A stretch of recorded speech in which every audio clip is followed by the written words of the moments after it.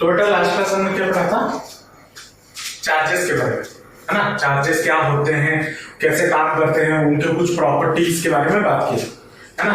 आज के क्लास में हम बात करेंगे, हमने ये भी देखा था कि चार्ज जो होते हैं वो अट्रैक्ट करते हैं या फिर रिपेल करते हैं।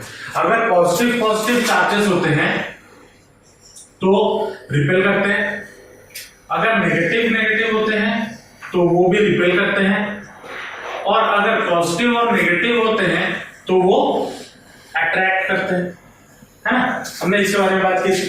अब ये जो अट्रैक्ट करते हैं या रिपेल करते हैं, तो जाहिर सी बात है उनके बीच में कुछ फोर्स लग रहा होगा, तभी तो वो अट्रैक्ट कर पाते हैं, तभी तो वो रिपेल कर पाते हैं। तो वो कितना फोर्स लगाते हैं उसके बारे में बात किए थे कूलम्ब सर ने, ठीक है। तो उसी के बारे में हम आज के क्लास में बात करेंगे कि एक चार्ज कितना अट्रैक्ट करता है और कितना रिपेल करता है।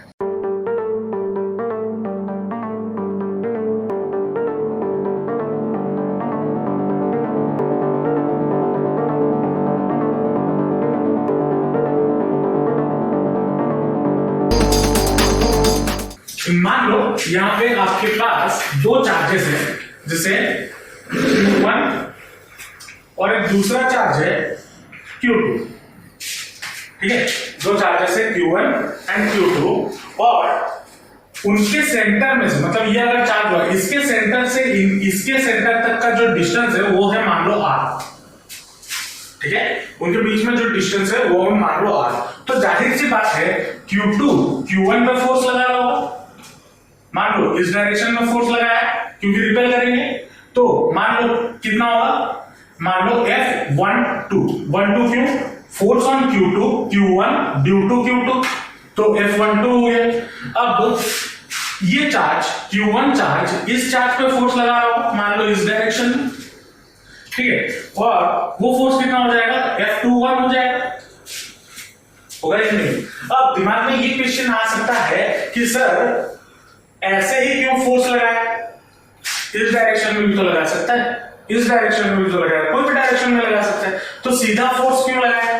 तो सीधा फोर्स लगाने का जो रीजन है, या फिर जो कूलम्ब सर ने बताया था कि जो चार्जेस होते हैं ड्यू टू इट्स प्रॉपर्टी, ये किसी और डायरेक्शन में फोर्स नहीं लगा सकता। तो पहला प्रॉपर्टी क्या है, या पहला चीज क्या है, force exerted by charges will be on the line या फिर along the line joining the center of the charges,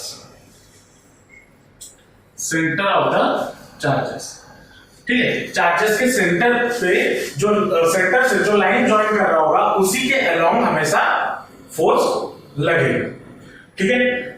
अब फोर्स इतना लग गया। अब कूलम्ब सर ने ये बताया जो फोर्स है वो फोर्स डायरेक्टली प्रोपोर्शनल होता है Q1 into Q2, मतलब प्रोडक्ट ऑफ टू चार्जेस। और दूसरा बात ये बताया जो फोर्स है वो इनवर्सली प्रोपोर्शनल होता है उनके बीच में जो डिस्टेंस है उसके स्क्वायर का। तो इसको जब कंबाइन किया गया तो क्या मिला, F is equal to K Q1 into Q2 upon R², ठीक है। ये आपका फोर्स का मैग्नीट्यूड या फोर्स मिला। अब अगर फोर्स मिला तो ये K क्या है।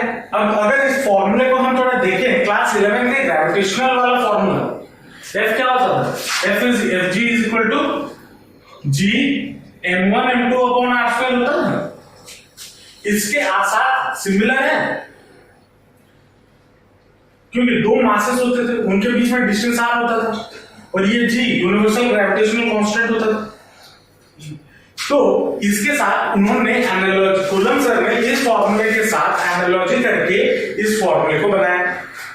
अब अगर बनाया, यहां पे ये जो K है, ये K क्या है, ये यूनिवर्सल कांस्टेंट नहीं है। जैसे ग्रेविटेशनल फोर्स में यूनिवर्सल कांस्टेंट होता था G, यहां पे ये जो K है ये यूनिवर्सल कांस्टेंट नहीं है। ये क्या है, ये कांस्टेंट है लेकिन varies due to medium. Medium के चेंज करने पे ये के का वैल्यू चेंज हो जाए, ठीक है। और ये जो उसके बारे में हम बात करेंगे नेक्स्ट क्लास में कि क्या होता है, क्या चेंजेस होता है, परमिटिविटी, परमेबिलिटी, ये सब के बारे में बात करेंगे। जो के का वैल्यू होता है वो होता है 9 × 10⁹। ये वैल्यू होता है कहां पे, किसके लिए, फ्री स्पेस या फिर बोल सकते हो वैक्यूम या फिर एयर के लिए। और इसका जो यूनिट होगा वो कितना होगा, ठीक है, unit R square. R distance है, किस तरफ आ गया तो फोर्स का यूनिट न्यूटन और आर का यूनिट डिस्टेंस का मीटर, तो न्यूटन मीटर स्क्वायर। और Q1 Q2 इस तरफ आ गया तो डिवाइड हो गया, Q चार्ज का यूनिट कूलम, तो coulomb into coulomb, coulomb square, तो इसका यूनिट कितना हो जाएगा, न्यूटन मीटर स्क्वायर पर कूलम स्क्वायर, ठीक है। ये किसका यूनिट है, के का यूनिट, ठीक है। अब ये एयर या फिर फ्री स्पेस के लिए ये वैल्यू, अब फ्री स्पेस के लिए वैल्यू अलग होता है, एयर के लिए थोड़ा वैल्यू अलग होना चाहिए, लेकिन जनरली हम उसको अलग मानते नहीं है, उसको एक ही साथ ले लेते। अगर और कोई दूसरा मीडियम आ गया जैसे लिक्विड हो गया या फिर सॉलिड हो गया, उसके लिए भी के का जो वैल्यू होगा वो अलग होगा, ठीक है। तो ये आपका कूलम्स लॉ या कूलम्स फोर्स है। जब दो चार्जेस को रखा जाता है और उनके बीच में अगर डिस्टेंस आर है, और ये आर डिस्टेंस कहां से कहां है, इस चार्ज के सेंटर से लेके इस चार्ज के सेंटर तक, तो जो फोर्स लग रहा है वो कितना है, F = K Q1 Q2 R square. समझ में पक्का, पहले इसको लिख लो फिर आगे चलो। अब हमें पता है ये जो फोर्स होता है, ये फोर्स क्या है, एक वेक्टर क्वांटिटी। तो जो बोर्ड्स में जो टीचर लोगों का बहुत फेवरेट होता है, ये पूछा जाता है, ठीक है, क्या पूछा जाता है, vector form of Coulomb's law.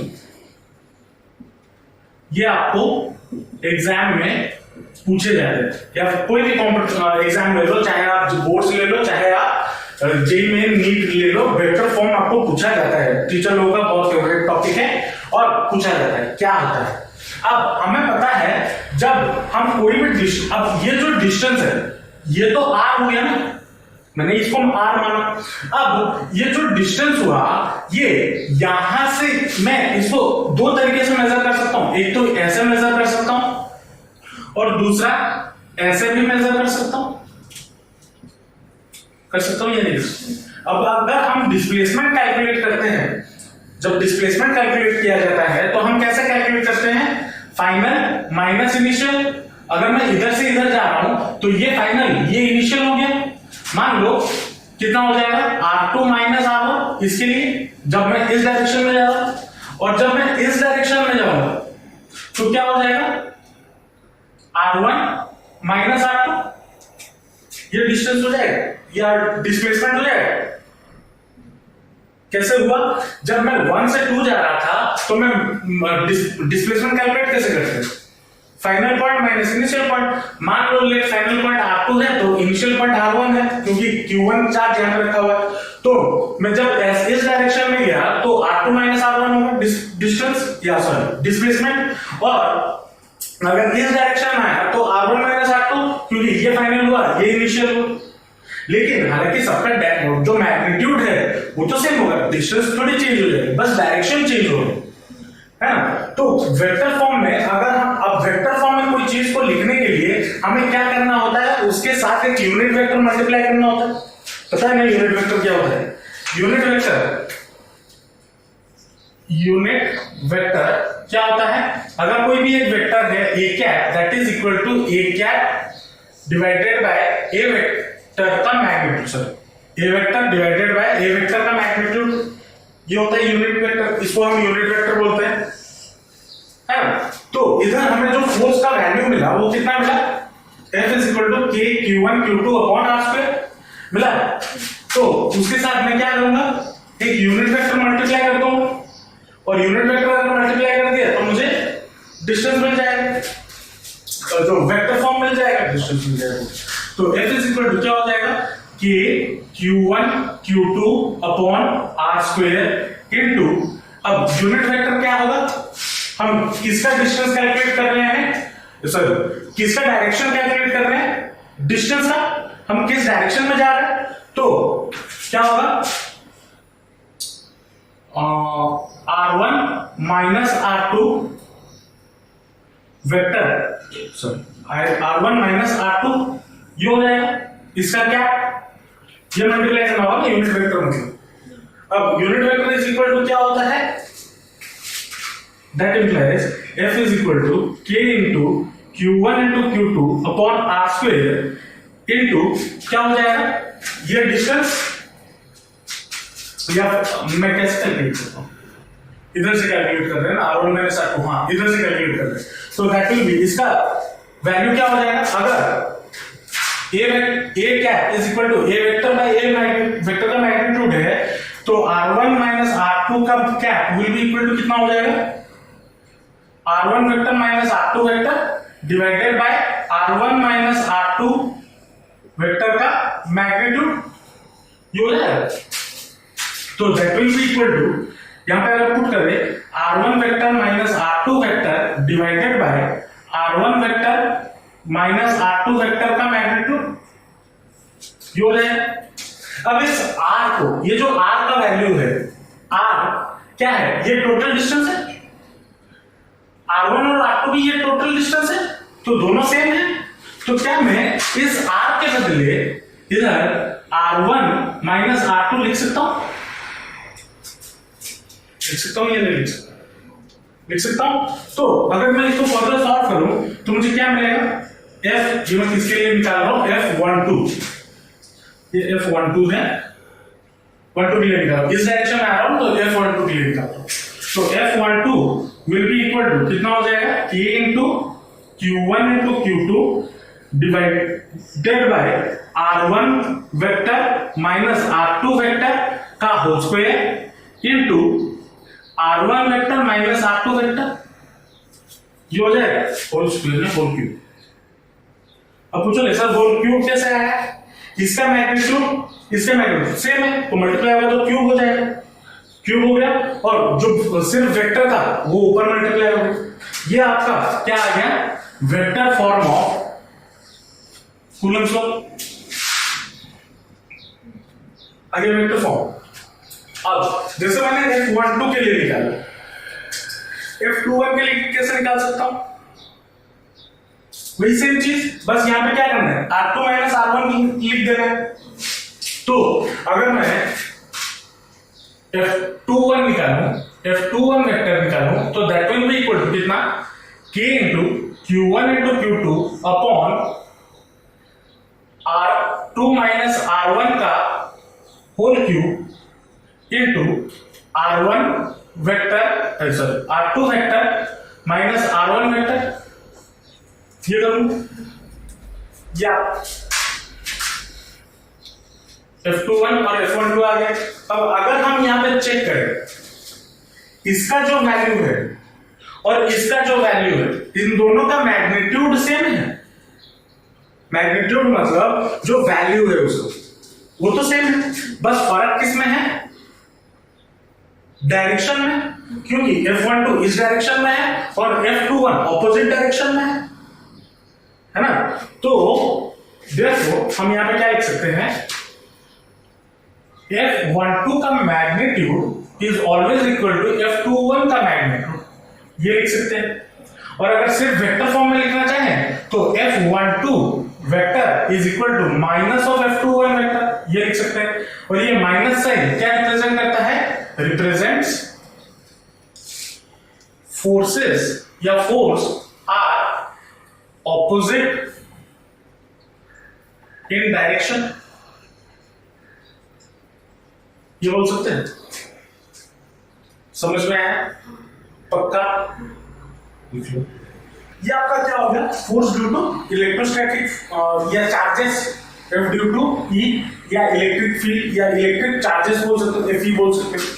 अब मैंने यहाँ पे कुछ देर पहले बोला फोर्स बिटवीन टू ऑब्जेक्ट, अगर उनके बीच में ग्रेविटी हो तो वो कितना होता है, G m1 into m2 upon r square, जो होता है अब उनके इनके बीच में सिमिलैरिटीज क्या क्या है और डिफरेंस क्या क्या है वो एक बार देख लेते हैं, क्योंकि वो एग्जाम में पूछ लेते हैं। तो सिमिलैरिटी में बात करते हैं पहले। सिमिलैरिटी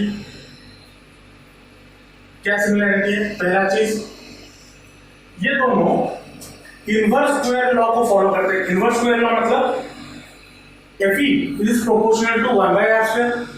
फोर्स जो है अगर चार्जेस के बीच में जो डिस्टेंस है उसे इनवर्सली वैरी करता है, और ग्रेविटेशनल फोर्स भी इनवर्स स्क्वायर लॉ को फॉलो करता है, r²/r²। तो बोथ फॉलो, दोनों इनवर्स स्क्वायर लॉ को फॉलो करते हैं। अब इसमें और क्या सिमिलैरिटी है? ये फोर्स जो लग रहा है इलेक्ट्रोस्टैटिक फोर्स, ये कहां पे लग रहा है, किस लाइन में लग रहा है? Along the line of axis. Along the line of axis मतलब line joining the centre of two charges. वैसे ग्रेविटेशनल फोर्स भी जो होता है वो भी अलोंग द लाइन होता है, along the line joining the two bodies होता है। तो ये दोनों, ये चीज भी उन दोनों में सिमिलर है। तो क्या फोर्सेस, ठीक है। अब इसमें डिफरेंस क्या क्या है? डिफरेंस अगर देखें, Fe जो है वो अट्रैक्शन भी हो सकता है। अट्रैक्शन कैसे होगा? अगर यहाँ पे पॉजिटिव यहाँ पे नेगेटिव चार्जेस है, और रिपल्सन भी हो सकता है अगर यहाँ पे दोनों पॉजिटिव चार्ज हो या फिर नेगेटिव चार्जेस हो। तो बोथ अट्रैक्टिव, लेकिन Fg जो होता है फोर्स ड्यू टू ग्रेविटी, ये हमेशा अट्रैक्टिव फोर्स होते हैं। दो मासेस के बीच में हमेशा अट्रैक्शन होता है। Fg is always attractive. अब दूसरा डिफरेंस क्या है? मैंने क्या बताया, ये जो K है ये मीडियम पे डिपेंड करता है, लेकिन ये G यूनिवर्सल कांस्टेंट है। तो Fe डिपेंड्स ऑन मीडियम, किस मीडियम में चार्ज रखा हुआ है उस पर डिपेंड करता है। लेकिन जो Fg है is independent of medium, independent of medium, medium पे ये डिपेंड नहीं करता। और क्या है, ये जो फोर्स ड्यू टू ग्रेविटी है ये बड़े बड़े ऑब्जेक्ट्स पे लगता है। तो ये जो Fg है वो फोर्स थोड़ा बड़ा होता है, उल्टा हुआ, जो Fg है वो छोटा होता है, क्योंकि हमने ये पढ़ा हुआ है gravitational force is the weakest force, है ना। लेकिन जब ये चार्जेस के बीच में लगता है तो ये फोर्स बहुत बड़ा होता है ना। तो थर्ड है Fe is much stronger than Fg, ठीक है। और Fg is much weaker than Fe, आप बोल सकते हो, ठीक है। चलो अब यहाँ पे जो हमने चार्जेस के बारे में बात की या फिर जो फोर्स के बारे में बात की, ये किस टाइप ऑफ चार्ज पे लग सकता है? ये हमेशा, ये जो फोर्स होगा Fe, ये हमेशा एक्ट्स ऑन पॉइंट चार्ज। कौन से टाइप ऑफ चार्ज पे काम करेगा? पॉइंट चार्ज के ऊपर काम करेगा। अब पॉइंट चार्ज को डिफाइन कैसे करें? तुम्हारे लिए हो सकता है ये एक पॉइंट हो, है ना, लेकिन हाथी के लिए ये भी एक पॉइंट हो सकता है। तो पॉइंट मैटर किससे करता है? अगर मान लो मैं दो बड़े बड़े स्फीयर्स पास रख दूं, अगर मैं दो बड़े बड़े स्फीयर्स पास रख दूं तो ये तो पॉइंट चार्जेस नहीं कहलाए। लेकिन अगर मैं उनके बीच में डिस्टेंस बहुत बड़ा कर दूं, एक चार्ज को इधर रखूं, दूसरे चार्ज को सेक्टर 2 में रखूं, वो तो पॉइंट चार्ज हो गए। तो पॉइंट चार्ज जो है या पॉइंट चार्ज का जो डेफिनेशन है वो डिपेंड करता है डिस्टेंस पे, वो कितने दूरी पे रखा गया, है ना। हो सकता है बहुत छोटी 1 मिलीमीटर के स्फीयर्स रखे, वो मेरे नजदीक में है इसलिए मुझे वो पॉइंट लग रहा है। लेकिन वही 1 मिलीमीटर का स्फीयर अगर मैं चींटी के सामने रख दूं तो चीटी के लिए तो वो बहुत बड़ा ऑब्जेक्ट हो जाएगा। तो ये जो पॉइंट चार्जेस है वो सबके लिए अलग अलग डिफाइन होते हैं, ये सबके लिए सेम नहीं होता, ठीक है। अब लेकिन अभी हम बात करने वाले हैं जो चार्ज है, ये जो पहला दो चैप्टर है इस चार्ज के प्रॉपर्टी के बारे में। तो जब चार्ज एक दूसरे के पास रहते हैं और उनके बीच में अगर कुछ सर्टेन डिस्टेंस होता है तो उनके बीच में जो फोर्स लगता है वो किसने दिया था, हमारा कूलम्ब साहब ने दिया था। और कितना होता है, F is equal to K Q1 Q2 upon R square होता है। समझ में है पक्का? चलो अब इसमें और एक थर्ड चीज है जो कि है सुपरपोजिशन ऑफ चार्जेस। अब ये सुपरपोजिशन ऑफ चार्जेस क्या है इसको जरा समझते हैं। सुपरपोजिशन ऑफ चार्जेस, अब ये सुपरपोजिशन ऑफ चार्जेस क्या होता है? अब जैसा मैंने बोला यहाँ पे मैंने दो चार्जेस रखे, उनके बीच में से एक r डिस्टेंस आ गया, तो ये इस पे फोर्स लगा रहा है, ये इस पे फोर्स लगा रहा है। लेकिन क्या करूं अगर मैं यहाँ पे और एक तीसरा चार्ज रख दूं जो कि है Q3, ऐसा तो हो सकता है, या फिर ऐसे मल्टीपल कई सारे चार्जेस हो सकते हैं, हो सकते हैं। तो अब सुपरपोजिशन प्रिंसिपल या सुपरपोजिशन थ्योरम क्या बोलता है कि कोई भी थर्ड चार्ज होने की वजह से, थर्ड चार्ज होने की वजह से इन दोनों के बीच में जो फोर्स लग रहा है वो डिस्टर्ब नहीं होगा। मतलब इसको अगर हम समझें, Q1 पे Q2 भी फोर्स लगा रहा है, कितना F12, और Q3 भी फोर्स लगाएगा इस पे, कितना लगाएगा, इसके बीच में मान लो डिस्टेंस हो गया x, तो ये कुछ फोर्स लगाया जो कि F13। अब ये F13 force on 1 due to 3 ये अलग वैल्यू होगा, और फोर्स ऑन 1 ड्यू टू 2 ये अलग वैल्यू होगा।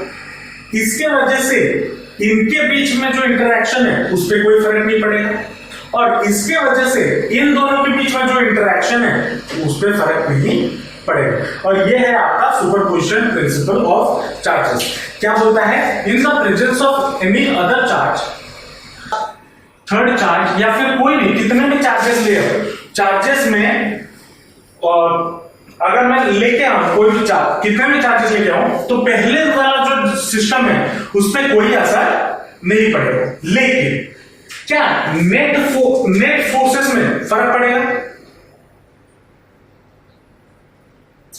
देखो इसको समझना, इस पे ये फोर्स लगाया मान लो F12, अब इस पे ये भी फोर्स लगा रहा है F13, तो क्या टोटल फोर्स जो है उस पे फर्क पड़ेगा? पड़ेगा, लेकिन इंडिविजुअली में कोई फर्क नहीं पड़ेगा। तो यहां पे क्या लिख लेना, but the net force of the system will change. Net force of the system will change. समझ में आया? पक्का? ये था आपका कूलम्ब्स लॉ। कूलम्ब्स लॉ के बारे में हमने कुछ बातें की और सिस्टम उसके रिलेटेड चीजें देखी। इस पे न्यूमेरिकल्स एग्जाम्स में पूछे जाते हैं, ठीक है, चाहे आप बोर्ड में ले लो, कॉम्पिटिटिव लेवल पे ले लो, बहुत अच्छे क्वेश्चंस पूछे जाते हैं। तो लास्ट क्लास हम लोग क्या पढ़े थे? लास्ट क्लास हम लोग कूलम्ब्स लॉ के बारे में बात की थी।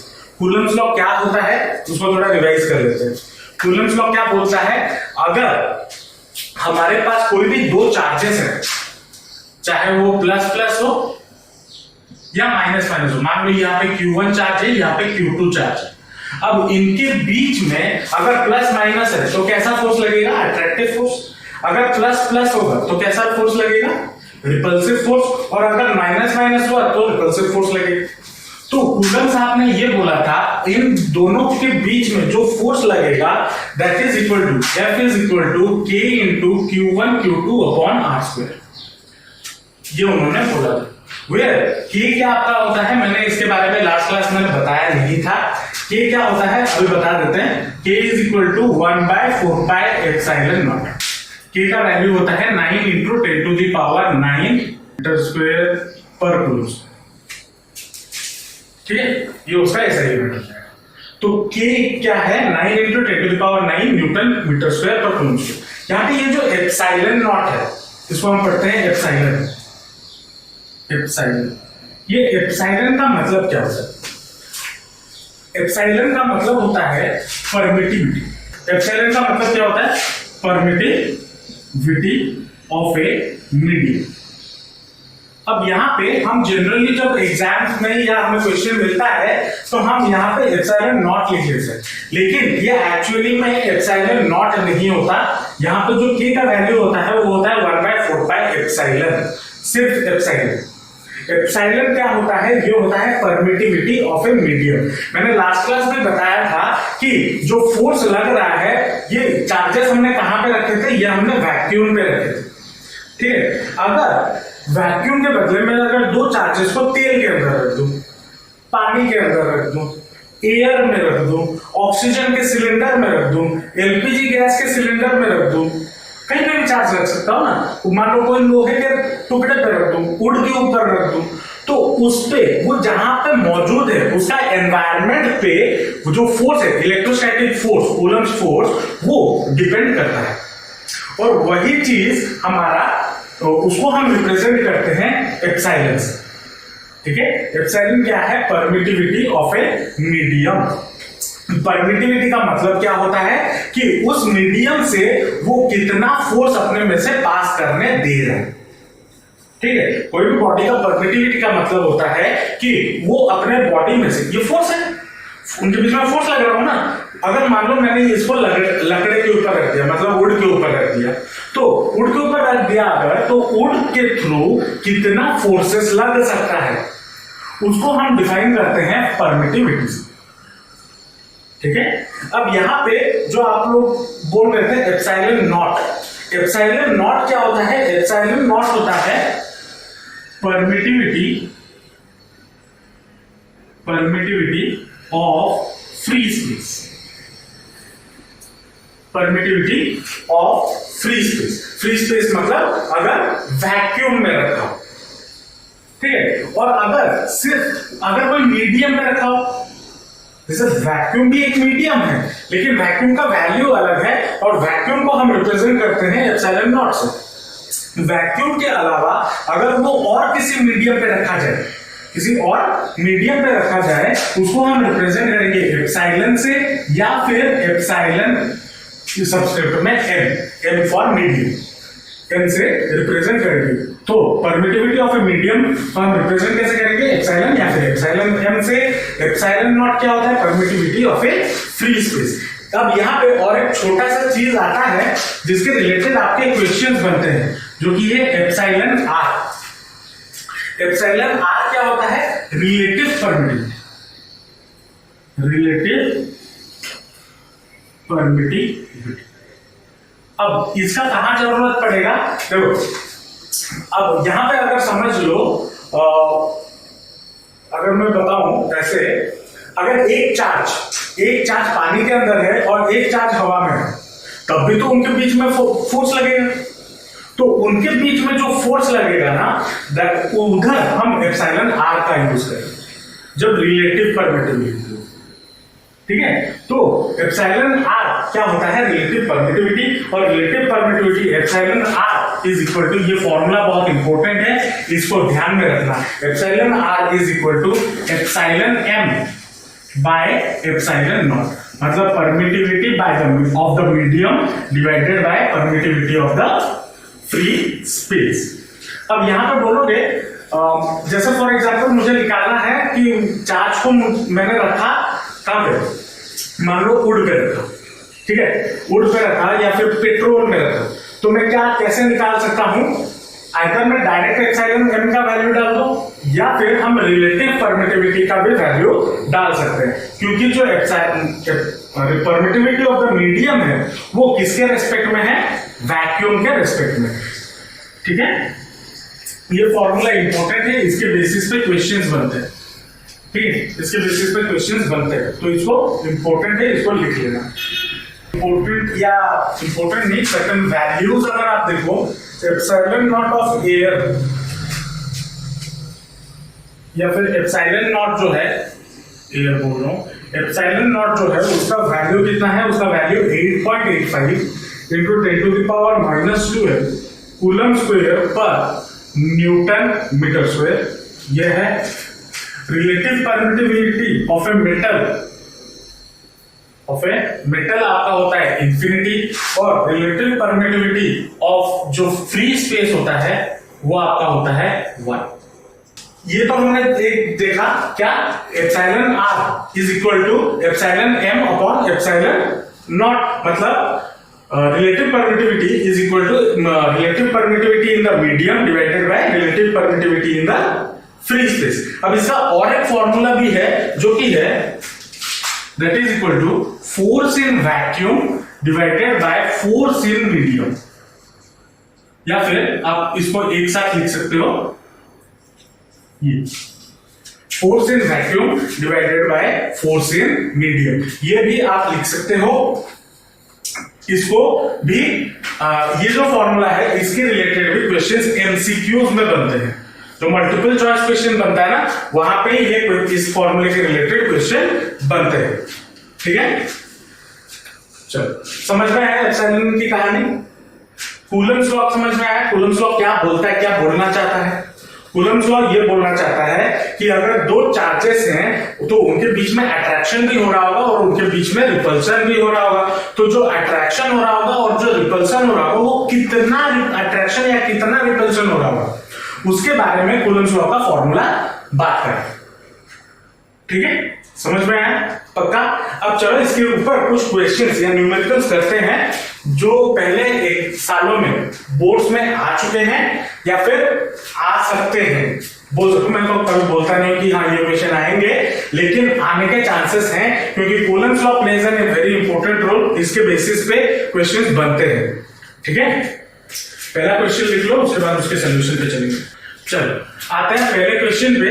पहला क्वेश्चन क्या है, the electrostatic force of repulsion between two positively charged ions carrying equal charges is 3.7 into 10 to the power minus 9 Newton when they are separated by a distance of 5 angstrom. How many electrons are missing from each ion? ये question पूछा है। अब यहाँ पे पहले जब भी physics का क्वेश्चन अगर करने जा रहे हो, चाहे आप कभी भी फिजिक्स के क्वेश्चन करो, चाहे वो एमसीक्यूज हो, चाहे वो एमसीक्यूज अगर करोगे तो वहां पे आपको आदत बन जाएगी, लेकिन अगर आप ये लॉन्ग क्वेश्चंस करते हो जो आपको न्यूमेरिकल फॉर्म में पूछा जाता है तो उसको करने का तरीका क्या है। जनरली बच्चों को प्रॉब्लम होता है कि सर हमें फिजिक्स समझ तो आता है लेकिन न्यूमेरिकल करते वक्त जान निकल जाती है कि कैसे करें। तो जब भी न्यूमेरिकल करने जाओ फिजिक्स के, तो आपको पहला चीज क्या करना है, आपको क्वेश्चन को अच्छे से पढ़ना है। क्वेश्चन को पढ़ के ये समझना है कि क्वेश्चन में पूछ क्या है, क्वेश्चन में पूछ क्या रहा है, और जो अगर पूछ रहा है उसमें से कुछ चीजें वो दिया है या नहीं दिया, और अगर दिया है तो क्या हम उस चीज को जो पूछ रहा है और जो गिवन है, इन दोनों को किसी रिलेशन से इक्वेट कर सकते हैं। अगर हम उस रिलेशन से इक्वेट कर लिए तो हमें आंसर मिल जाएगा, सिंपल है ना। तो चलो यहाँ पे पहले देखते हैं हमें पूछा क्या है और हमें दिया क्या है। हमें यहाँ पे बोला है, गिवन क्या है, the electrostatic force of repulsion between two positively charges, मतलब ये बोल दिया है दो पॉजिटिव चार्जेस हैं, ठीक है, दो पॉजिटिव चार्जेस है, और तो जाहिर सी बात है उनके बीच में जो फोर्स लगेगा वो कैसा फोर्स लगेगा, रिपल्सिव फोर्स लगेगा। रिपल्सिव फोर्स लग रहा है जो कि कितना है 3.7 into 10 to the power minus 9 Newton. मतलब यहाँ पे आपको फोर्स, सोल्यूशन पे आते हैं, फोर्स आपको कितना गिवन है, फोर्स आपको गिवन है 3.7 into 10 to the power minus 9 Newton, और इसका नेचर कैसा है, ये रिपल्सिव फोर्स है ना। और क्या बोला है, the electrostatic force of repulsion between two positively charged ions carrying equal charges। equal charges मतलब जो Q1 और Q2 होगा वो दोनों बराबर होंगे। तो मैं क्या लिखता हूं यहाँ पे, Q1 is equal to Q2, उसको मैं Q मान लेता हूं, लेट पेरिफेरल कैलकुलेशन में आसानी है, ठीक है। ये गिवन है when they are separated by a distance of 5 angstrom, मतलब उनके बीच में जो डिस्टेंस है, डिस्टेंस को हम किससे रिप्रेजेंट करते थे, r से। r इज इक्वल टू आपको कितना गिवन है 5 एंगस्ट्रॉम। अब देखो कोई भी क्वेश्चन आपको अगर गिवन हो कोई भी न्यूमेरिकल गिवन हो, ये की पॉइंट हमेशा याद रखना, कोई भी यूनिट चाहे गिवन हो उसको हमेशा कन्वर्ट करना आपके एसआई सिस्टम में, एसआई सिस्टम में कन्वर्ट करके ही आंसर निकालना, ठीक है। तो आज यहाँ पे आपको 5 एंगस्ट्रॉम गिवन है, तो 5 एंगस्ट्रॉम इज इक्वल टू कितना मीटर हो जाएगा, -10 मीटर, तो that is equal to 5 × 10⁻⁻10 metre, ये हो जाएगा, ठीक है। अब हमें पूछा क्या है, ये तो हमें गिवन हो गया, how many electrons are missing from each ion, मतलब हमें क्या पूछा है, इलेक्ट्रॉन ई पूछा है, और हम इसमें ई के रिलेटेड कुछ फॉर्मूला हमने सीखा था, हमने एक फॉर्मूला सीखा था Q is equal to NE, एक फॉर्मूला सीखा था, हाँ फर्स्ट क्लास में बताया था, quantization of charges, Q is equal to NE। तो अगर मुझे E निकालना है, तो अगर मुझे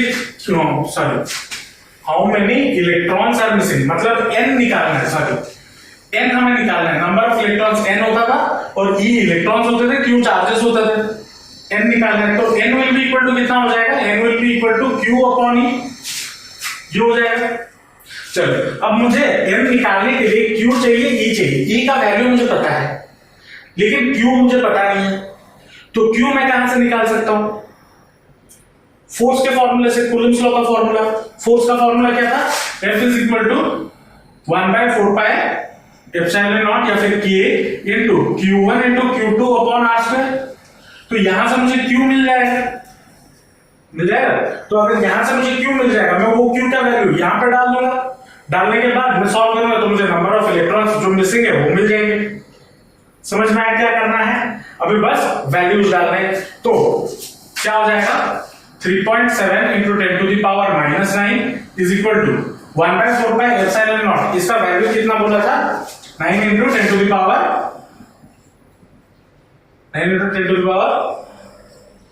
10⁻⁻9 या 9 इंटू Q1 Q2। अब यहां पर क्वेश्चन में क्या बोला है, Q1 Q2 दोनों इक्वल है, तो Q1 इंटू Q2 अगर इक्वल है उसको मल्टीप्लाई करेंगे तो Q² हो जाएगा, तो into Q² divided by R कितना गिवन है, 5 × 10⁻⁻10 का होल स्क्वायर, ये हो जाएगा,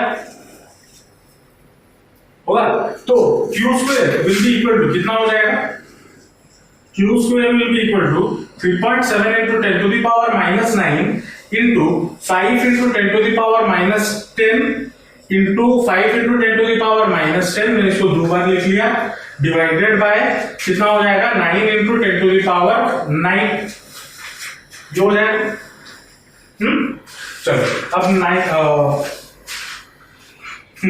इसको अगर हम सॉल्व करने जाए तो कितना होगा, 10⁻9 ऊपर चला जाएगा तो -9 हो जाएगा, तो that will be equal to कितना, -9 यहां पे है और -9 -18 -10 -28 -10 कितना हो जाएगा,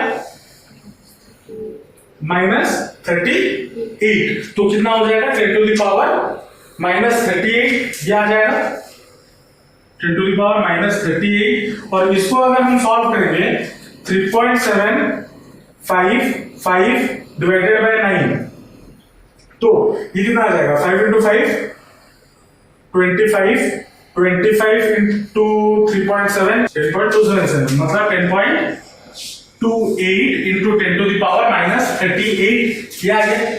अब ये आ गया किसका, Q² का वैल्यू, अब Q इक्वल टू तो फिर कितना हो जाएगा, Q will be equal to इस टोटल का रूट होगा ना, तो इस टोटल का रूट होगा कितना हो जाएगा, 38 है, तो ये हो जाएगा 10⁻−19, और इसका अगर रूट ओवर निकाले तो 9 मतलब 3 पॉइंट समथिंग आएगा, करो इसका रूट ओवर कितना है, तो 3.2 into 10⁻−9, ये मिल गया, मिला।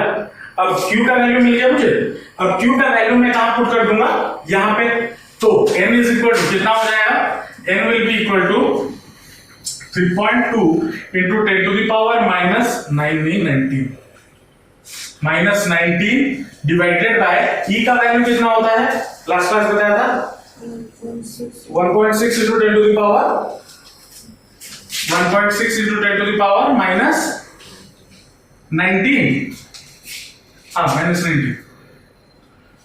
19 ये होगा। अब इसका तो ये 10 to the power minus 19, 10 to the power minus 19 gets cancelled, 1.6 कितना हो जाएगा 2 कटेगा 2 होगा। तो number of electrons that are missing from each ion कितना हो जाएगा 2। ये हमारा रिक्वायर्ड आंसर है। समझ में आया? आसान था क्या? 2 identical charges Q each are kept at a distance r from each other, ठीक है। A third charge Q is placed on the line joining the above two charges such that all the three charges are in equilibrium, ठीक है। What is the magnitude, sign and position of the charge small q? ये पूछे। अब यहाँ पे आपको मैंने values नहीं दिए, कोई भी वैल्यूज आपको नहीं दिया गया, लेकिन आपको हो सकता है एग्जाम में जो क्वेश्चन मिले वहां पे आपको वैल्यूज डाल दिया गया, ठीक है। लेकिन करने का तरीका वही है। क्या करना है, पहले क्वेश्चन को समझते हैं। 2 identical charges Q each are kept at a distance r। अब अगर ऐसा क्वेश्चन आपको मिल रहा है तो try to do it, try to draw a rough diagram of this question. ऐसे टाइप के क्वेश्चन में क्या बोला है, Q capital Q each are kept at a distance r। मान लो कैपिटल Q एक यहां पे है और एक यहां पे है, उनके बीच में जो डिस्टेंस है वो कितना हो गया r हो गया, ठीक है ना, from each other। A third charge Q is placed on the line joining the above two charges। अब मान लो ये पॉइंट है, इधर Q रखा गया, ये भी पॉइंट है, इधर भी Q रखा गया। अब इनको अगर मैं जोड़ दूं, ठीक है, जो स्मॉल q है वो इसी लाइन के ऊपर कहीं है। अब हो सकता है इन दोनों के बीच में हो सकता है इस वाले चार्ज के इस तरफ हो सकता है q के इस तरफ, कहीं पे भी हो सकता है, क्योंकि उसका पोजीशन डिफाइन नहीं है। लेकिन ये बोला है कि उन दोनों दो क्यूब जो लाइन को ज्वाइन कर रहे हैं उसके ऊपर वो चार्ज, कौन सा चार्ज, स्मॉल q रखा हुआ है, ठीक है ना। मैं लेट मान के चलता हूं, मैं q इस पॉइंट इधर रखता हूं। अब तुम बोलोगे सर मैं यहां पे ना रखे यहां पे रख सकता हूं, कोई दिक्कत नहीं है, कोई दिक्कत नहीं है, करने का मैं बता दे क्या होगा। अब मान लो ये जो Q पॉइंट है, ये पॉइंट मान लो A, ये पॉइंट मान लो B, ये पॉइंट मान लो C। A से B तक का जो डिस्टेंस है वो मैं मान लेता हूं x, ठीक है, वो मैं मान लेता हूं x। कितना Q से दूरी पे है, कितना दूरी पे, x दूरी पे है। अब ये देखो ये मत मान लेना कि Q मिड पॉइंट पे है, मिड पॉइंट पे मैंने नहीं रखा, मैं कोई भी रैंडम पॉइंट पे रखा हूं।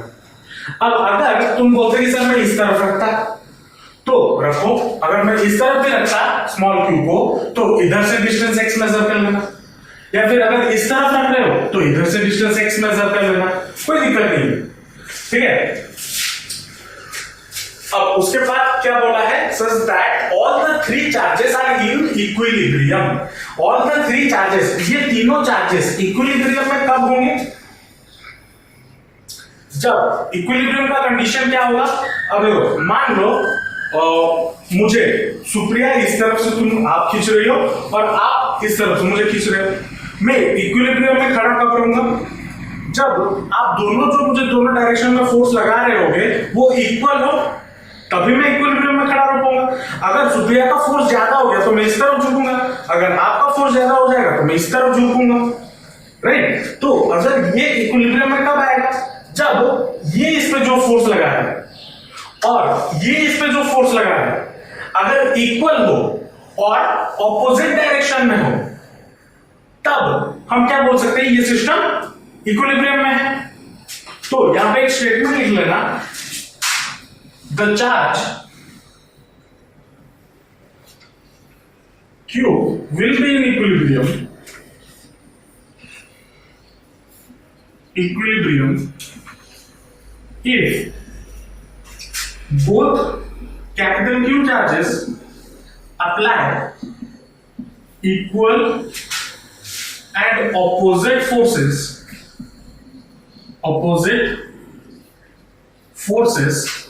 on small q, ये होगा। अब चलो, अब मैं अगर निकालना चाहूं force due to this q on this small q, तो कैसे निकालूंगा? मान लो force on small q due to q, capital Q, कितना हो जाएगा? K into capital Q into small q divided by उनके बीच का डिस्टेंस। उनके बीच में कितना डिस्टेंस है?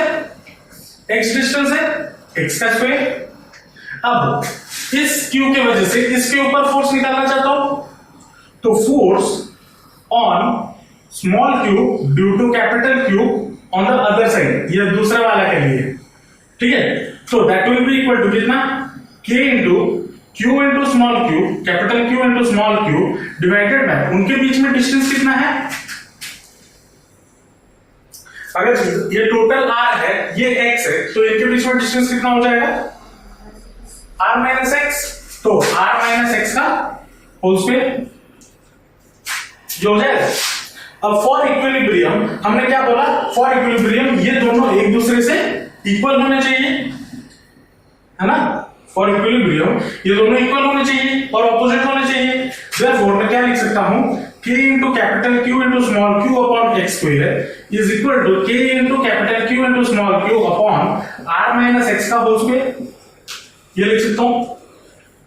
ये न्यूमरेटर से गेट्स कैंसिल, तो बचा क्या?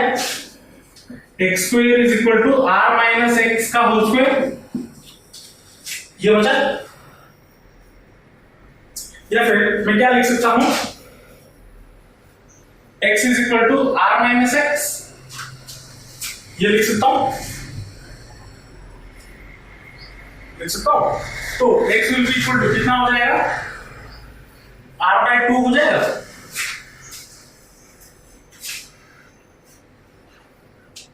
x will be equal to r by 2 हो जाएगा। माइनस x इस तरफ आ गया तो प्लस, समझ में है ना? हाँ, तो x is equal to r by 2 हो जाएगा। तो इससे हमें क्या पता चला?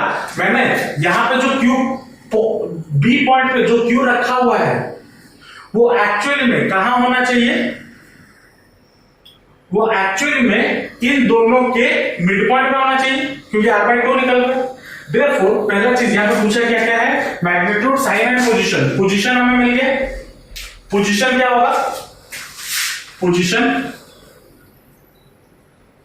मिड पॉइंट ऑफ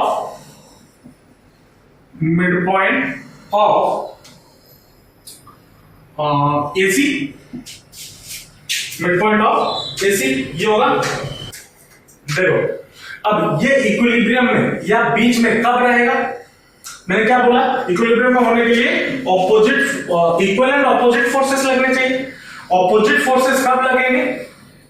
इसके ऊपर ऑपोजिट फोर्सेस कब लगेंगे? जब इसका डायरेक्शन, इसका साइन इसके साइन से उल्टा हो। मतलब समझो, ये दोनों अगर इक्वल चार्जेस है, मतलब मान लो ये प्लस है, ये प्लस है ना। ये इक्विलिब्रियम में कब रहेगा? क्योंकि ये दोनों अगर प्लस है तो ये फोर्स इन दोनों के ऊपर ऐसे लग रहा होगा।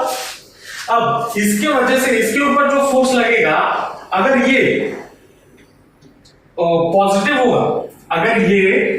होगा, तो ये इसको और धक्का मारेगा, है ना, और ये भी इसको और धक्का मारेगा। लेकिन बीच में रखने के लिए, इक्विलिब्रियम में रखने के लिए क्या करना होगा? नेगेटिव अगर मैं डाल दिया, अगर मैं यहाँ पे पॉजिटिव करता हूं, इसका पॉजिटिव मानता हूं और मैं लेट मान के चलता हूं इस Q और इस Q का चार्जेस क्या है? पॉजिटिव है।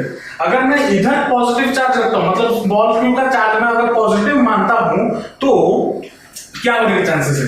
ये इसको धक्का मारेगा इस तरफ, ये इसको इस तरफ धक्का मारेगा, तो क्या ये इक्विलिब्रियम में आ सकता है? दोनों तो एक दूसरे को धक्का मार रहे होंगे ना, इक्विलिब्रियम में आएगा।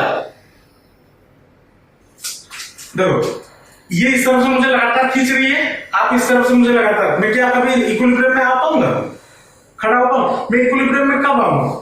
जब मैं आप जो फोर्स लगा रहे हो उसको रेजिस्ट करो और आप इस तरफ मेरे हाथ पे जो फोर्स है उसको अगर रेजिस्ट करूं, मैं रेजिस्ट कब कर सकता हूं, जब ये अगर नेगेटिव हो मतलब ये इसको अटैक करने की कोशिश कर रहा होगा, ये भी इसको अटैक करने की कोशिश कर रहा होगा, तो ये दोनों कहां पे हो जाएंगे, ये चार्ज कहां पे आ जाएगा, बीच में आ जाएगा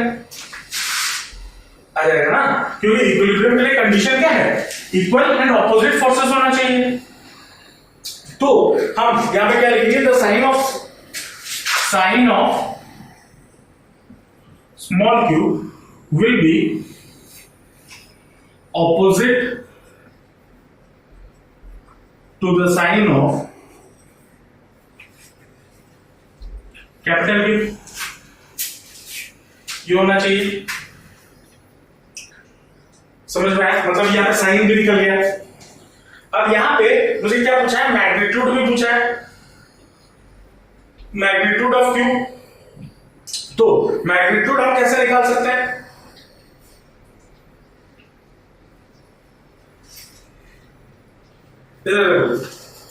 अगर हम ये कोई भी वैल्यू ले लें, ये वाला ले लेते हैं, ठीक है। अगर f इज इक्वल टू क्या है, k into capital Q into small q upon x का स्क्वायर, x का वैल्यू मुझे कितना मिला r/2, तो यहां पे r/2 का होल स्क्वायर कर दो, मतलब r²/4 हो जाएगा, होगा या नहीं होगा। अब ये जो q है, ये q का वैल्यू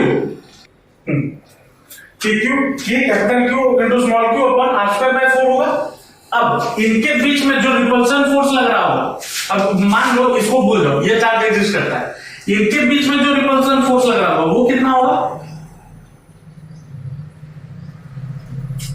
इनके बीच में जो रिपल्सन फोर्स लग रहा होगा वो कितना होगा, k into capital Q upon r का स्क्वायर, ये होगा। और ये वाला जो फोर्स है, ये भी एक फोर्स है ना, ये वाला जो फोर्स है और ये वाला जो फोर्स है, दोनों इक्वल होंगे। क्यों इक्वल होंगे, क्योंकि यहां पे लिखा हुआ है इक्विलिब्रियम के लिए क्या होना चाहिए, इक्वल फोर्सेस होने चाहिए।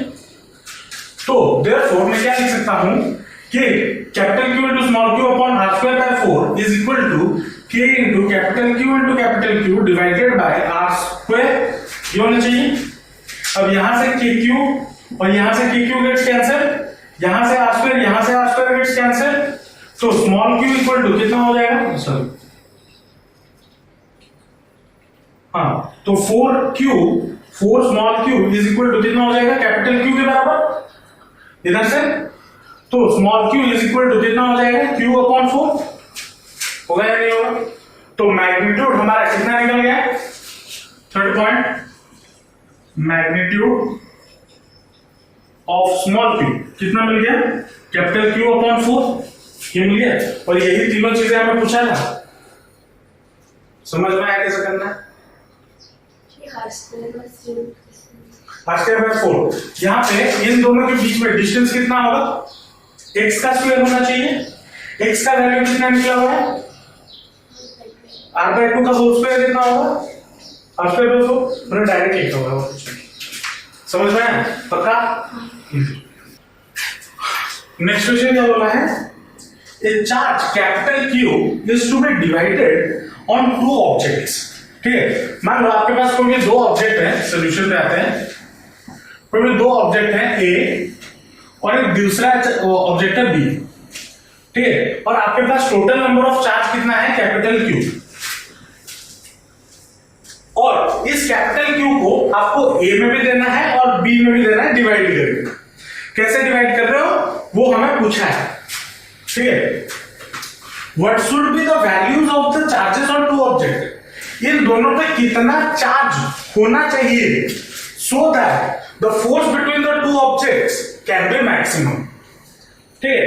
इसमें आप कैसे डिस्ट्रीब्यूट करके दोगे चार्ज, कहां से डिस्ट्रीब्यूट करोगे, इस कैपिटल Q से, कैसे इस Q को डिस्ट्रीब्यूट करोगे so that इन दोनों के बीच में जो फोर्स लग रहा होगा वो क्या लग रहा होगा, वो मैक्सिमम लग रहा होगा।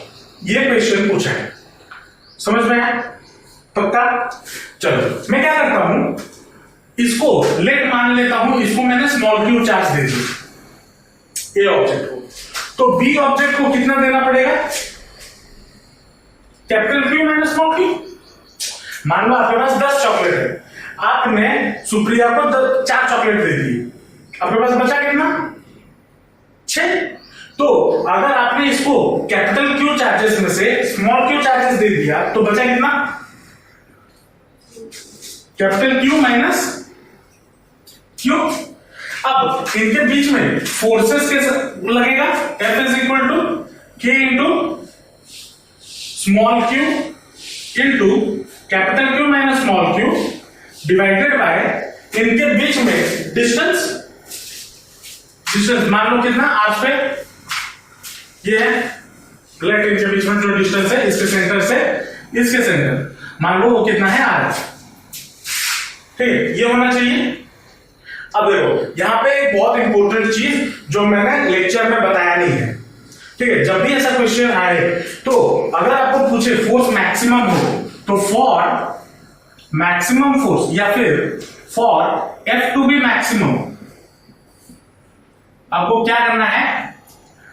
dF अपॉन dQ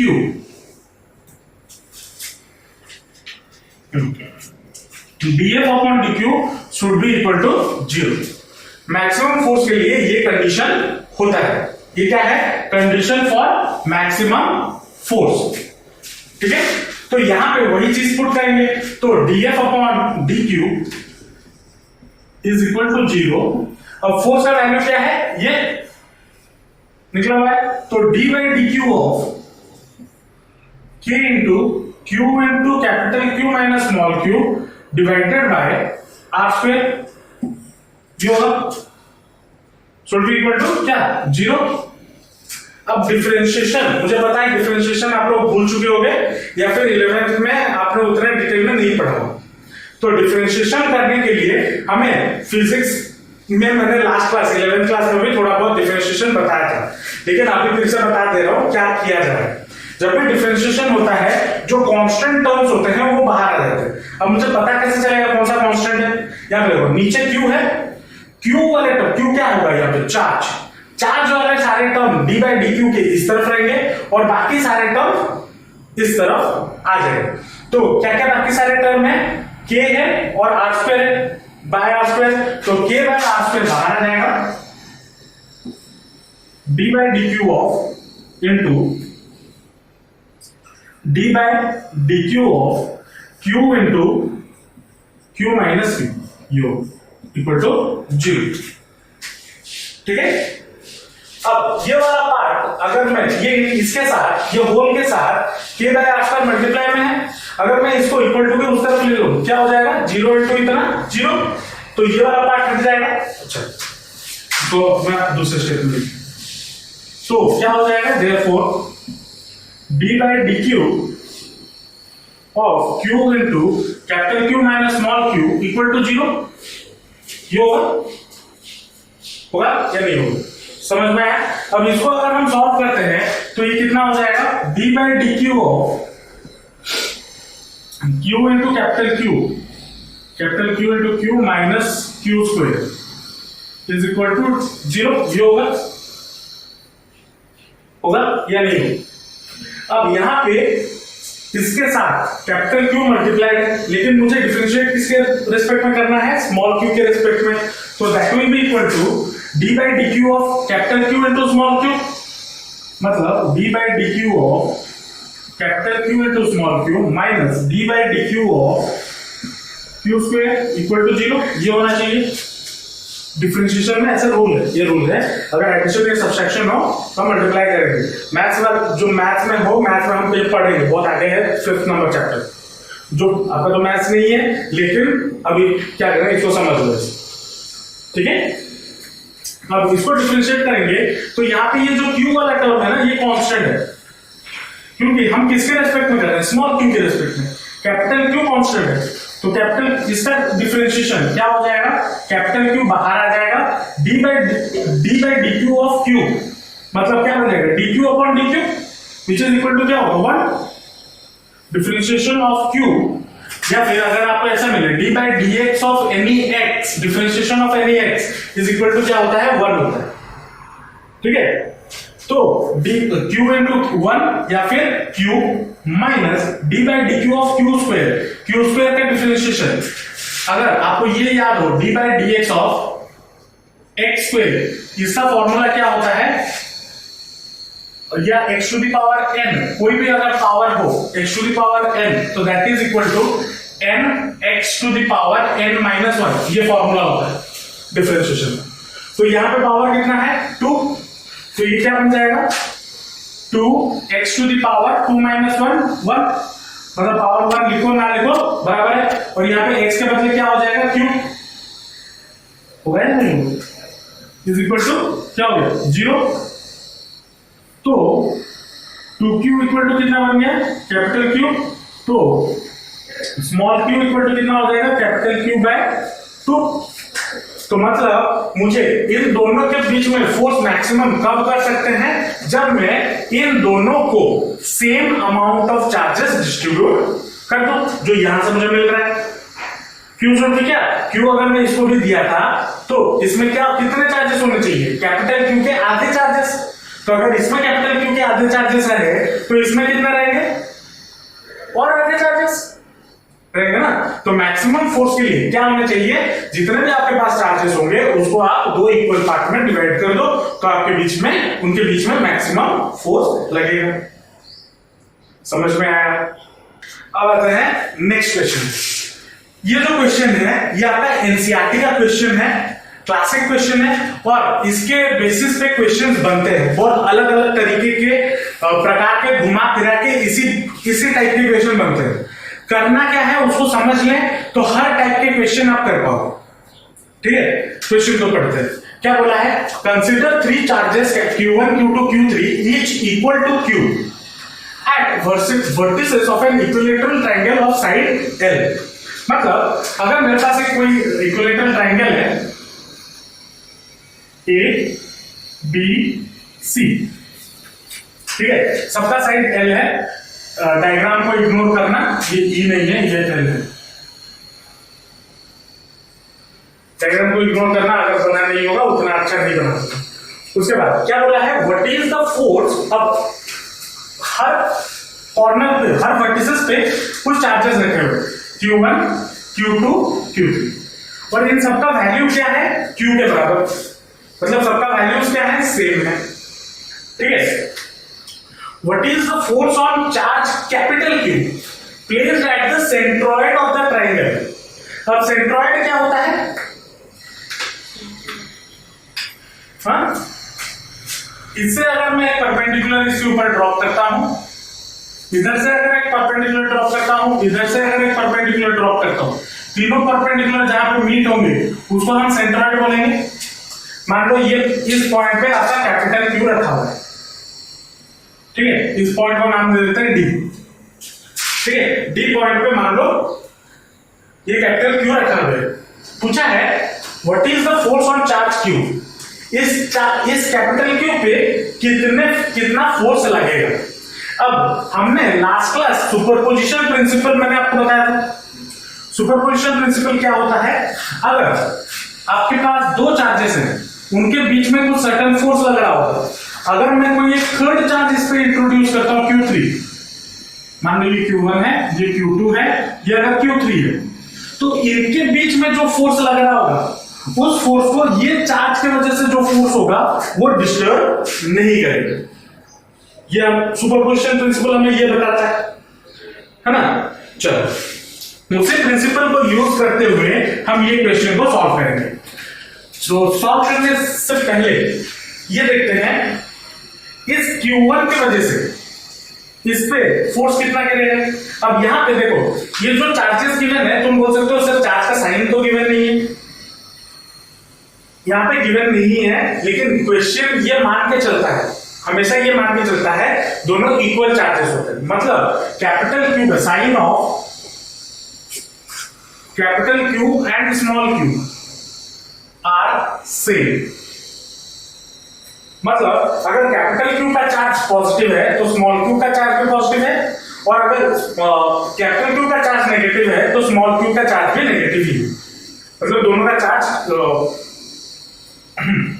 जो साइन है वो क्या है इक्वल है।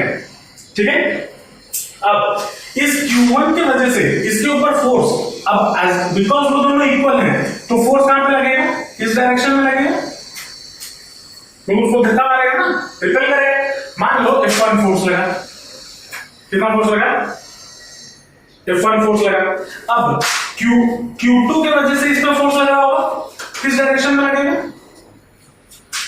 इस डायरेक्शन में लगेगा, क्योंकि दोनों पॉइंट फोर्स किस डायरेक्शन में लगता है, दो चार्जेस जिस लाइन पे ज्वाइन कर रहे होंगे उसी लाइन पे लगता है, तो इस डायरेक्शन में लगेगा। अब Q3 की वजह से किस डायरेक्शन में लगेगा, इस डायरेक्शन में लगेगा, मान लो F3 और ये मान लो F2 लगेगा। तो इन तीनों चार्जेस की वजह से इस Q पे कितने फोर्स लग रहे हैं, 3 फोर्स लग रहे हैं, क्या क्या, F1, F2 और F3। चलो अब पहले F1 कैलकुलेट करते हैं। F1 इक्वल टू क्या हो जाएगा, इन दोनों के बीच में फोर्स कितना हो जाएगा, K into Q1 into capital Q divided by उनके बीच में जो डिस्टेंस है। अब उनके बीच में जो डिस्टेंस है, मैं देखो आज बिकॉज ये सेंट्रॉइड है तो A से लेके D तक, as D is a centroid, is the centroid, तो AD will be equal to BD will be equal to CD। ये होगा, ये सारे वैल्यू देखो, ये वाला इसका डिस्टेंस, ये वाला डिस्टेंस और ये वाला डिस्टेंस तीनों सेम होंगे, ट्रिगोनोमेट्री से हम जानते हैं। तो लेट मैं इनका डिस्टेंस में मान लेता हूं R है, फिर क्या मान लेता हूं R है, तो क्या हो जाएगा R का स्क्वायर और F2 कितना हो जाएगा, K into Q2 into capital Q divided bye R square. क्या होगा F2, इन दोनों के बीच में डिस्टेंस Q2 इंटू Q, इनके बीच में डिस्टेंस कितना है BD का वैल्यू मैंने कितना माना R, तो R स्क्वायर, समझे। वैसे F3 कितना हो जाएगा, K into Q3 into capital Q divided bye R square, ये हो जाएगा, मतलब इनके बीच में डिस्टेंस, इनके बीच में फोर्स और ये हो गया उसका डिस्टेंस जो कि हमने क्या है CD, जो हमने R माना हुआ है। ये तीनों फोर्स निकल गए। अब तीनों फोर्स को हमें क्या करना है, ऐड करना है ना। तो बाय, यहां पे लिखोगे by principle of superposition, principle of superposition, F net is equal to F1 plus F2 plus F3 which will be equal to K। अब देखो यहां पर हर एक चीज Q1, Q2 और Q3 का वैल्यूज भी सेम है, इक्वल है Q के बराबर। तो यहां से अगर मैं 1 और ये 2 और ये 3 हटा दूं तो कोई दिक्कत है नहीं है, क्योंकि तीनों का वैल्यू तो सेम है। अब तीनों सेम क्वांटिटी आ गया तो कितना हो जाएगा, 3 into Q into capital Q divided bye R square, ये आपका F नेट आ गया, नेट फोर्स ये आ गया, समझ में आया। अब यहाँ पे मैंने वैल्यूज कुछ नहीं लिए हुए। अब अगर यहाँ पे मान लो कुछ वैल्यूज होता है, जैसे जो स्मॉल Q1, Q2, Q3 है उसका मान लो 2 कूलम होता है और ये कैपिटल Q जो है वो मान लो 5 कूलम होता है, तो बस वैल्यूज डालना है और सॉल्व करना है। सॉल्व करने का तरीका ये है, ये जनरल फॉर्म है, समझ में आया या नहीं है, पक्का। पहले इसको लिख लो, उसके बाद और थोड़ा बात करेंगे इसी के ऊपर, पहले इसको लिख लो। देखो अब यहां पे अगर हम इसी क्वेश्चन को देखते हैं तो इसी क्वेश्चन में अगर मैं थोड़ा वेक्टर लॉ लगाऊं, वेक्टर फॉर्म मतलब कूलम्ब्स लॉ पढ़े हैं, कूलम्ब्स फोर्स का वेक्टर फॉर्म पढ़े हैं। अब अगर वेक्टर फॉर्म पढ़े हैं, इस पॉइंट को मैं थोड़ा बाहर लेके आता हूं, कौन सा पॉइंट डी को अगर मैं बाहर लेके आया तो ये एक वेक्टर हो गया F1, ये एक दूसरा वेक्टर हो गया जो कि है F2 और ये एक तीसरा वेक्टर हो गया जो कि है F3, है ना। मैं क्या करता हूं, इस वेक्टर को इसको ऐसे करते हैं। अच्छा मुझे ये बताओ, इन दोनों के बीच में, ये तीनों एंगल के बीच में कितने क्या क्या एंगल्स होंगे, 120 ईच होगा, 120, 120, 120 होगा। और हमें ये पता है जब एंगल बिटवीन टू वेक्टर्स अगर 120 हो जाता है और इन तीनों वेक्टर्स को अगर मैं ऐड करता हूं, एडिंग तीनों वेक्टर्स या बोल सकते हो एडिंग यूनिट वेक्टर्स, मान लो ये बी पॉइंट था, ये था आपका क्या था, ए के लिए ये था बी के लिए, ये था सी के लिए, था ना, सॉरी बी के लिए कौन सा था, बी के लिए ये वाला था, हाँ ये बी के लिए, ये था सी के लिए।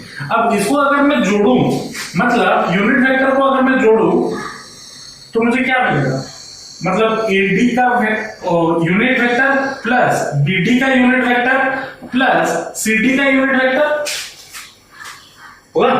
अब समझ आया या नहीं? हाँ, इनका यूनिट वेक्टर में बस जोड़ दो, तो यूनिट वेक्टर इसका जो वैल्यू होता है वो क्या होता है, 0। ये याद रखना, अगर एंगल बिटवीन वेक्टर कितना हो जाए 120, तो हम उस टाइप ऑफ वेक्टर को क्या बोलते हैं, साइक्लिक वेक्टर्स। क्या बोलते हैं, साइक्लिक वेक्टर्स बोला जाता है। पता नहीं याद है या नहीं है क्लास 11 का, इसलिए बता रहा हूं। तो इनको साइक्लिक वेक्टर्स बोलते हैं, और साइक्लिक वेक्टर्स को जब हम ऐड करते हैं तो मुझे क्या मिलता है, उनका वैल्यू 0 मिलता है। तो यहां पे अगर मैं, ये तो चलो मैग्नीट्यूड का बारे में हो गया, मतलब कितना फोर्स इस पर टोटल लग रहा हो, लेकिन अगर हम डायरेक्शन को कंसिडर करें, डायरेक्शन को अगर कंसिडर करें तो net force on this capital Q कितना हो जाएगा, 0 हो जाएगा, क्योंकि वेक्टर फॉर्म में क्या होता है, ये यूनिट वेक्टर भी इसके साथ मल्टीप्लाई होता है ना, देखे थे हम, तो ये जब मल्टीप्लाई होगा तो कितना आ जाएगा, 0। लेकिन अगर मैं सिर्फ मैग्नीट्यूड की बात करूं कि टोटल कितना फोर्स लग रहा हो, किस डायरेक्शन में लग रहा हो, उससे मुझे कोई मतलब नहीं है, तो वो इतना है। लेकिन अगर मैं विद कंसीडर करूं डायरेक्शन का तो 0 फोर्स है। अब देखो डायरेक्शन हम क्यों कंसीडर कर रहे हैं, अब देखो मान लो वही सेम एग्जांपल, आप मुझे इस तरफ से खींच लो, आप मुझे इस तरफ से खींच लो, जब दोनों का फोर्स अगर इक्वल हो जाएगा तो मेरा नेट मूवमेंट तो 0 हो जाएगा ना, चाहे आप कितना भी फोर्स लगा लो। तो अब इस पे चाहे कितना भी फोर्स लग जाए, डायरेक्शन की वजह से उसका वैल्यू तो 0 हो गया ना। समझ में आ रहा है या नहीं आ रहा है? तो इसको साइड में लिख लेना। अब इस पे और एक टाइप के क्वेश्चन भी बनते हैं, वो भी बता देता हूं। चलो अब यहां पे क्या बोला है, यहां पे बोला है कि कैपिटल क्यू सेंटर में है, लेकिन अगर क्वेश्चन कुछ ऐसा होता कि यहां पे कोई क्यू है नहीं, बस 3 चार्जेस लगे हुए हैं, 3 चार्जेस हैं, इक्विलैटरल ट्रायंगल है, और तीनों चार्जेस उसके वर्टिसेस पे रखे हुए, Q1 Q2 Q3, ठीक है। या फिर बोल सकते हो Q1, अब Q1 Q2 का वैल्यू मान लो प्लस में है, साइन जो है प्लस में है, और Q3 का मान लो माइनस में है। मतलब मैं क्या बोलना चाहता हूं, Q1 equal to Q2 equal to मान लो प्लस Q, और Q3 मान लो माइनस Q के बराबर। अब कुछ भी रैंडमली इसमें बना सकते हो आप कॉम्बिनेशन, मैं कॉम्बिनेशन बना के दिखा रहा हूं। तो अब पूछा है ये जो 3 चार्जेस यहां पे रखे हुए हैं, ये तीनों चार्जेस की वजह से नेट फोर्स इन तीनों चार्जेस में कितना लग रहा होगा, या फिर net force of the system कितना लग रहा होगा, वो कैलकुलेट करो। या फिर पूछ सकता है फोर्स ऑन ईच चार्ज कितना होगा, हर चार्ज के ऊपर फोर्स। तो कैसे निकालेंगे, तो निकालने का वही तरीका, इसके वजह से इसके ऊपर फोर्स, इसको थोड़ा अलग कलर के पेंसिल देते हैं, इसके वजह से Q2 के वजह से इस पे फोर्स, मतलब इस डायरेक्शन में लगेगा ना, Q2 की वजह से Q1 पे, तो वो फोर्स का नाम क्या हो जाएगा, F12, जो हो जाएगा force on 1 due to 2, force on 2। अब इस पे और एक भी फोर्स लगा रहा होगा Q3, जो कि इस डायरेक्शन में होगा, और ये कितना हो जाएगा, F1 ड्यू टू 3। वैसे ही इस पे भी फोर्स लगा होगा इस डायरेक्शन में, क्या होगा, फोर्स ऑन 2 ड्यू टू 1, और एक इस डायरेक्शन में फोर्स लगा होगा जो कि ये लगा रहा होगा, फोर्स ऑन 2 ड्यू टू 3 लग रहा होगा। अब इस पे भी फोर्स लगा होगा इसकी वजह से, जो कि इस डायरेक्शन में होगा, क्या हो जाएगा, F on 3 ड्यू टू 2। अब इसके ऊपर इसकी वजह से फोर्स लग रहा होगा, ये मान लो कितना F3 ड्यू टू 1 लग रहा है। चलो अब मुझे क्या पूछा, क्वेश्चन पूछा फोर्स ऑन ईच चार्जेस कितना है, तो इसके ऊपर चार्जेस मिल गए F23 और F21, इसको मल्टीप्लाई कर, इसको सॉल्व करो, ऐड करो बाय यूजिंग सुपरपोजिशन थ्योरम, मतलब पहले F23 निकालो फिर F21 निकालो, ऐड करो सुपरपोजिशन थ्योरम से, और ऐड करने के बाद इसको वेक्टर फॉर्म में सॉल्व कर लेना। समझ रहे हो या नहीं समझ रहे? नहीं समझ में? इसका रिजल्टेंट कहां होगा, मैं चलो एक चीज का करके दिखा देता हूं, ठीक है। अब इसके F23 मेरा कितना होगा, अगर मैं बात करूं यहां पे F23 मेरा कितना होगा,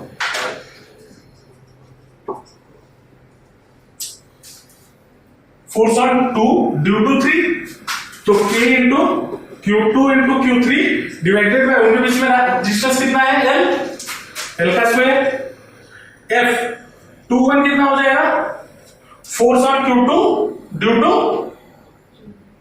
तो कितना हो जाएगा K into Q1 into Q2 divided bye L का स्क्वायर, ये हो जाएगा। अब इसका अगर मैं, अब इसको थोड़ा मैं अलग से बनाता हूं, कहां बनाए, ये हो गया आपका F23, और यहां से आपका नीचे आ गया कितना F21, ये आ गया ना।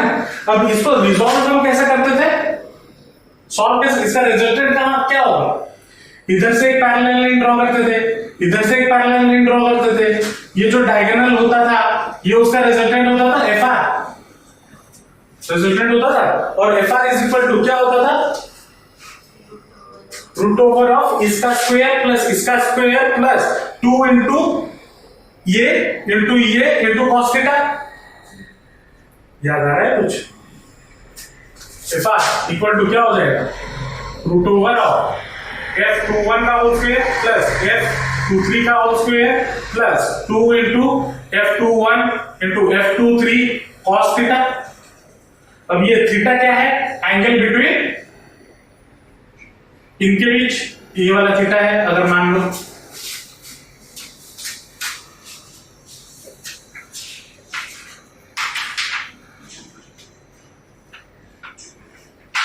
समझ में आया या नहीं है, आया ना।